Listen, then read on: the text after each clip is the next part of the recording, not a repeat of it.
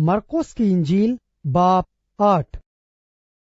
उन दिनों में जब फिर बड़ी भीड़ जमा हुई और उनके पास कुछ खाने को ना था, तो उसने अपने शागिर्दों को पास बुलाकर उनसे कहा, मुझे इस भीड़ पर तरस आता है, क्योंकि ये 3 दिन से बराबर मेरे साथ रही है और इनके पास कुछ खाने को नहीं।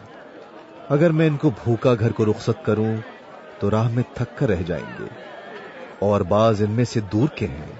उसके शागिर्दों ने उसे जवाब दिया, इस बियाबान में कहां से कोई इतनी रोटियां लाए कि इनको सैर कर सके।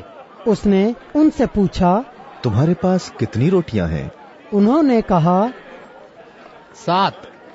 फिर उसने लोगों को हुक्म दिया कि जमीन पर बैठ जाएं, और उसने वो 7 रोटियां ली और शुक्र करके तोड़ी और अपने शागिर्दों को देता गया कि उनके आगे रखें, और उन्होंने लोगों के आगे रख दी, और उनके पास थोड़ी सी छोटी मछलियां थीं। उसने उन पर बरकत देकर कहा कि ये भी उनके आगे रख दो। बस वो खाकर सैर हुए और बचे हुए टुकड़ों के 7 टोकरे उठाए, और लोग 4000 के करीब थे। फिर उसने उनको रुखसत किया, और वो फिलफौर अपने शागिर्दों के साथ कश्ती में बैठकर दलमनूता के इलाके में गया। फिर फरीसी निकलकर उससे बहस करने लगे और उसे आजमाने के लिए उससे कोई आसमानी निशान तलब किया। उसने अपनी रूह में आह खींचकर कहा, इस जमाने के लोग क्यों निशान तलब करते हैं? मैं तुमसे सच कहता हूं कि इस जमाने के लोगों को कोई निशान न दिया जाएगा। और वो उनको छोड़कर फिर कश्ती में बैठा और पार चला गया, और वो रोटी लेना भूल गए थे, और कश्ती में उनके पास 1 से ज्यादा रोटी न थी।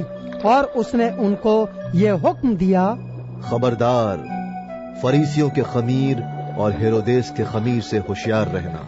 वो आपस में चर्चा करने और कहने लगे, हमारे पास रोटी नहीं। मगर यीशु ने ये मालूम करके उनसे कहा, तुम क्यों चर्चा करते हो कि हमारे पास रोटी नहीं? क्या अब तक नहीं जानते और नहीं समझते? क्या तुम्हारा दिल सख्त हो गया है?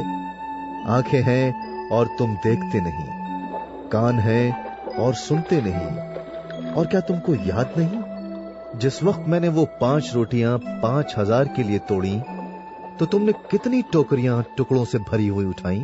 उन्होंने उससे कहा, 12। और जिस वक्त 7 रोटियां 4000 के लिए तोड़ी, तो तुमने कितने टोकरे टुकड़ों से भरे हुए उठाए? उन्होंने उससे कहा, 7।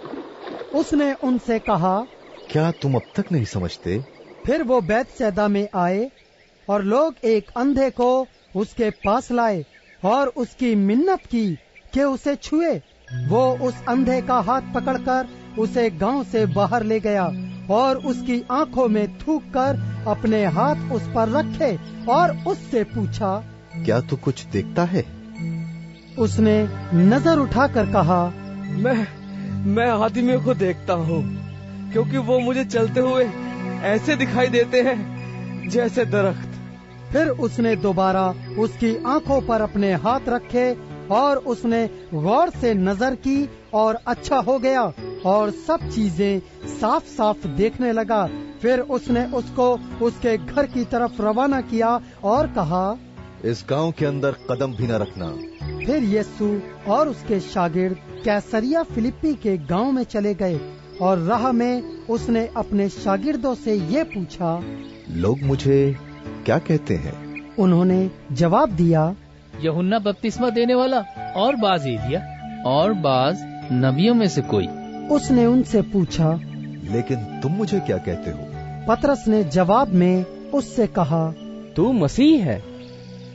फिर उसने उनको ताकीद की कि मेरी बाबत किसी से ये ना कहना। फिर वो उनको तालीम देने लगा कि जरूर है कि इब्ने आदम बहुत दुख उठाए, और बुजुर्ग और सरदार काहिन और फकीह उसे रद्द करें, और वो कत्ल किया जाए, और 3 दिन के बाद जी उठे। और उसने ये बात साफ साफ कही। پطرس اسے الگ لے جا کر اسے ملامت کرنے لگا، مگر اس نے مڑ کر اپنے شاگردوں پر نگاہ کر کے پطرس کو ملامت کی اور کہا، اے شیطان، میرے سامنے سے دور ہو، کیونکہ تو خدا کی باتوں کا نہیں بلکہ آدمیوں کی باتوں کا خیال رکھتا ہے۔